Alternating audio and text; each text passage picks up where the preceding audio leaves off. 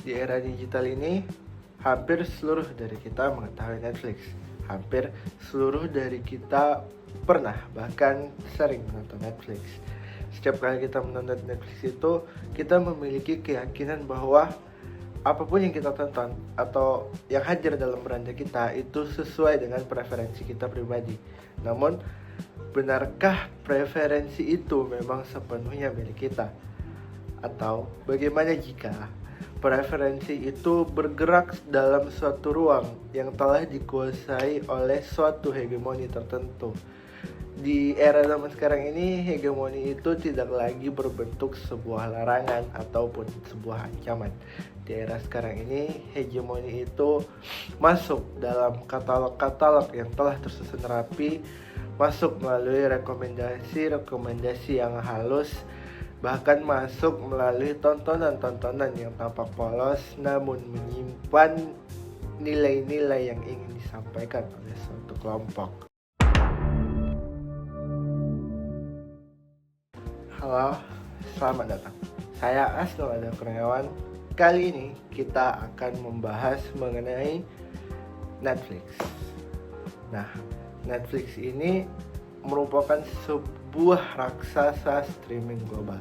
Jadi Netflix ini bukan atau lebih dari sekedar hiburan, akan tetapi Netflix ini merupakan saluran bagi suatu hegemoni, salah satunya budaya barat atau wilayah barat, menyebarkan alirannya, menyebarkan budayanya ke banyak orang dan secara masif, sehingga dengan tontonan-tontonan itu kita mulai menganggap bahwa budaya-budaya normal, budaya-budaya barat itu merupakan budaya-budaya global atau budaya yang normal atau universal.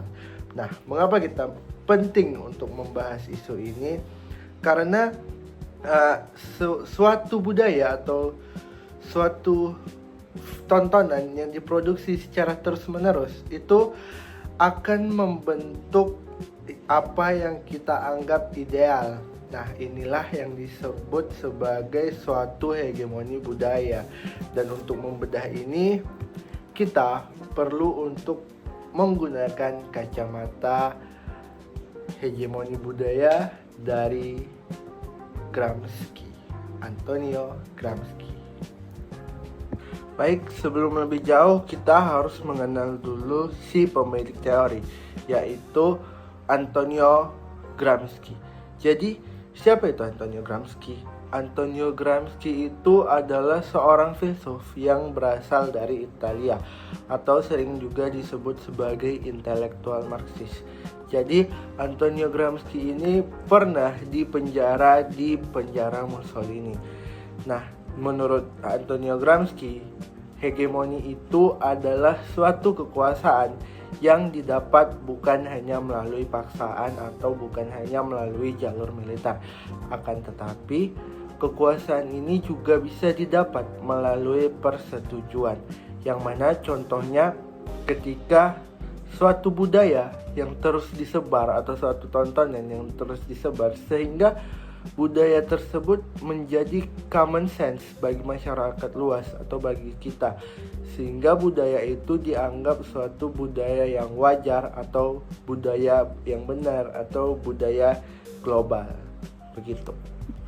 Nah, ketika ini diterapkan kepada media digital seperti Netflix, kita dapat melihat bagaimana Netflix sebagai sebuah platform hiburan itu melanggengkan suatu atau memproduksi suatu makna, narasi, dan identitas yang akhirnya berkontribusi pada kelanggengan suatu kekuasaan dari suatu kelompok yang dominan. Jadi jika kita melihat Netflix ini dalam kacamata Gramsci atau dalam kacamata hegemoni budaya, kita dapat mengidentifikasinya dalam beberapa hal. Bahwa Netflix ini merupakan sebuah aktor dominan yang berperan penting dalam pembentukan common sense global.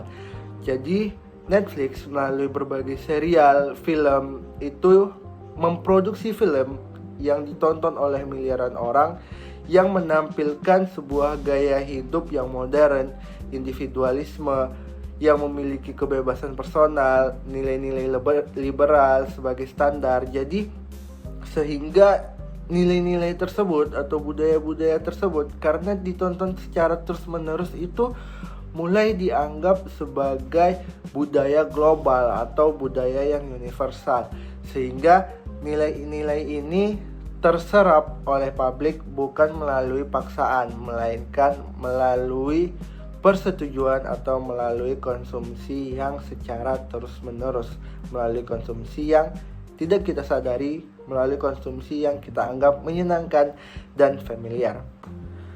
Berikutnya, Netflix ini juga memiliki peran penting dalam mempengaruhi standar kecantikan global atau dalam membentuk suatu pandangan standar kecantikan global. Jadi Netflix ini yang terus-menerus memproduksi film, movie dengan menampilkan budaya mereka, karakter mereka, gaya berpakaian mereka, sehingga apa yang kita konsumsi secara terus-menerus ini mulai kita jadikan model, mulai kita tiru, mulai kita jadikan rujukan. Dan Netflix ini merupakan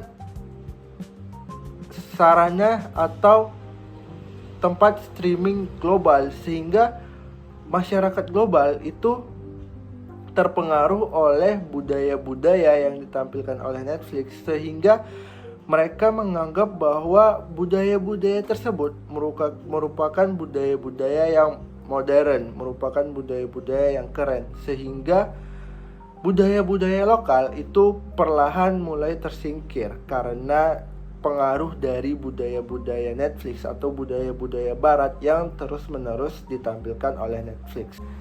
Berikutnya juga, Netflix ini menciptakan sebuah algoritma, sehingga Netflix ini menampilkan sebuah film-film atau tontonan-tontonan yang tidak netral. Jadi Netflix ini mengarahkan kita untuk menonton yang mana tontonan ini bukanlah tontonan yang netral. Jadi ketika banyak orang menonton itu atau Netflix merekomendasikan itu dan banyak orang mulai menonton itu karena itu merupakan film yang direkomendasi, maka hal itu mulai membentuk persepsi masyarakat karena kepopuleran atau embel-embel rekomendasi tontonan, sehingga menciptakan budaya tersebut menjadi budaya yang mendominasi.